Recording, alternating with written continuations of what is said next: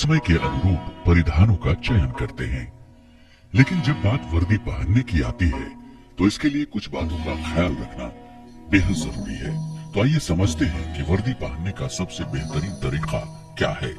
वर्दी पहनने के क्रम में सबसे पहले मोजे यानी जुराबे पहनने चाहिए, क्योंकि पैंट पहनने के बाद मोजे पहनने से पैंट के मुड़ जाने की संभावना रहती है।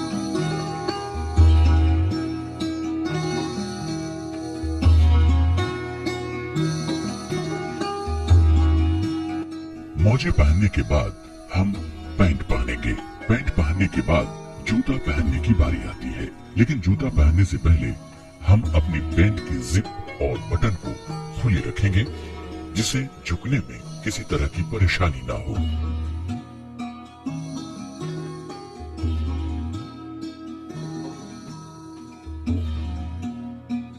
जूते, बूट या कट शू भी हो सकते हैं। हमेशा ध्यान रहे कि जूते में फीते के लिए 5 छिद्र होने चाहिए।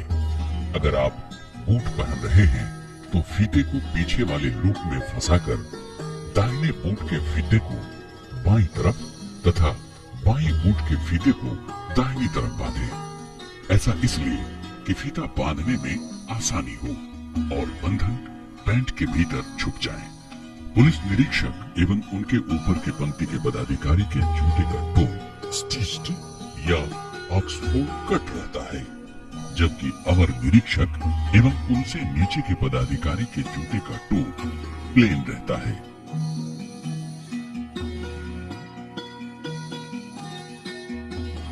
जूते पहनने के बाद हम शर्ट पहनेंगे। ये ध्यान रहे 15 मार्च से 14 नवंबर तक वर्दी के बाहों को फोल्ड रखा जाता है, जबकि 15 नवंबर से 14 मार्च तक वर्दी पूरे बाह की पहननी पड़ती है।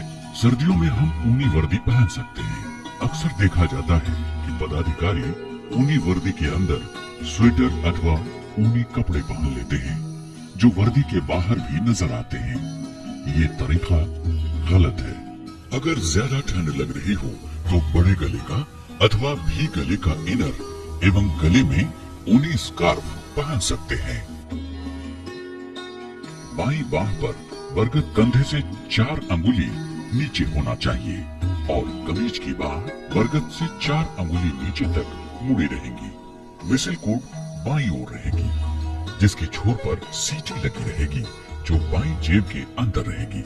अगर आप सर्विस पिस्टल रखते हैं तो उसकी सुरक्षा हेतु पिस्टल कोड दाहिनी तरफ होगा, जो बाईं कमर में लगे होल्स्टर में रखे पिस्टल से जुड़ा रहेगा। नेम प्लेट दाहिनी जेब के ऊपर सिलाई से लगी रहेगी, जो काले रंग की होगी तथा जिस पर सफेद अक्षरों में हिंदी एवं अंग्रेजी में पदाधिकारी का नाम अंकित होगा। वर्दी में स्टार लगाते वक्त ये हमेशा ध्यान रहे कि स्टार हमेशा ऊपर की तरफ इंगित करता हो।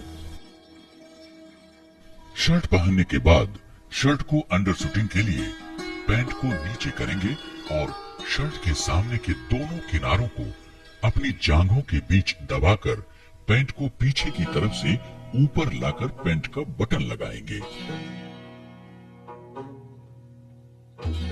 ध्यान रहे कि शर्ट के सिर्फ 3 बटन ही बाहर नजर आने चाहिए। अगर शर्ट सही ढंग से एडजस्ट न हो तो पैंट के जिप में से शर्ट को नीचे की तरफ खींचकर एडजस्ट कर सकते हैं। फिर पैंट की जिप लगा लें। अब हम बेल्ट पहनेंगे। बेल्ट पहनने का तरीका है कि पैंट के पीछे वाले हुक को खोलकर बेल्ट को दोनों साइड के हुक से अंदर से आगे लाएंगे और सामने लगाएंगे। ध्यान रहे कि बेल्ट सही ढंग से टाइट हो और बेल्ट पर लगा बैज, शर्ट की बटन और पैंट की जिप एक सीध में हो।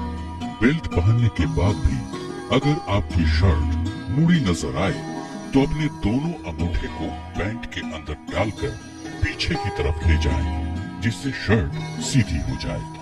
अंत में हम लोग कैप पहनेंगे। यहाँ ध्यान देना है कि कैप यानी टोपी में लगी बैज बाईं भौं के ठीक ऊपर हो और करीब 1 इंच ऊपर हो। कैप को एडजस्ट करने के लिए कैप के बैज को दो उंगलियों से दबाते हुए कैप को दाहिने कान की तरफ खींचना है, जिससे कैप एडजस्ट हो जाए।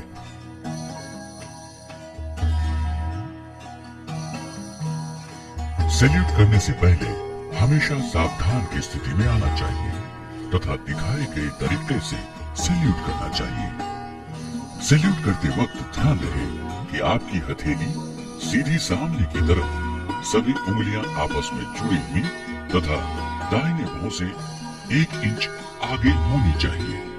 सैल्यूट डाउन करने के लिए हाथ को सीधे नीचे की तरफ तेजी से लाना है और इसी क्रम में अपनी मुट्ठी बंद कर लेनी है। हमेशा स्मरण रहे, अगर आप अच्छा पहनेंगे